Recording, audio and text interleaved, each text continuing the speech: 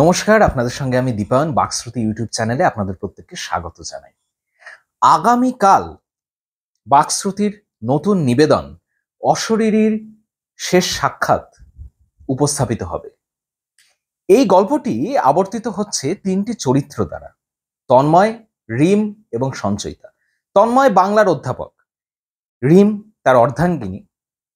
তন্ময়ের বাড়িতে তার অন্যতম মেধাবী ছাত্রী রিসার্চ স্কলার সঞ্চয়িতা একদিন আসে এবং পড়াশোনার ফাঁকে ফাঁকে তাদের গবেষণার যে বিভিন্ন বিষয়, সেই বিষয়ের চর্চার সঙ্গে সঙ্গে তন্ময় সঞ্চয়িতাকে এক অত্যাশ্চর্য কাহিনী শোনায়।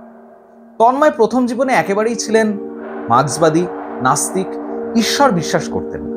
কিন্তু পরবর্তী জীবনে এক অত্যাশ্চর্য অভিজ্ঞতার ফলে তন্ময় প্রবলভাবে এই মহাজাগতিক অলৌকিক রহস্যে বিশ্বাসী হয়ে ওঠেন এবং তার মনে হয় সাহিত্য চর্চার দিক থেকে যে এই যে বিভূতিভূষণ বন্দ্যোপাধ্যায়, তিনি একসময় পাহাড়ে গমন করার সময় তার মৃত্যুর কিছুদিন পূর্বে নিজের মৃতদেহ প্রত্যক্ষ করেছিলেন, কিংবা ধরা যাক রবীন্দ্রনাথ ঠাকুর বারংবার প্ল্যানচেটে তার প্রিয়জন অর্থাৎ কাদম্বরী দেবী থেকে শুরু করে তার অর্ধাঙ্গিনী কিংবা পুত্র সমীন্দ্রনাথ, তাদের প্রত্যেককে বারংবার নিয়ে আসতেন।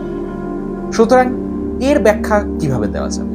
সুতরাং এই মানুষরা তারা প্রত্যেকে মিথ্যে কথা বলছেন, এটা হতে পারে না, এবং তার নিজস্ব অভিজ্ঞতা।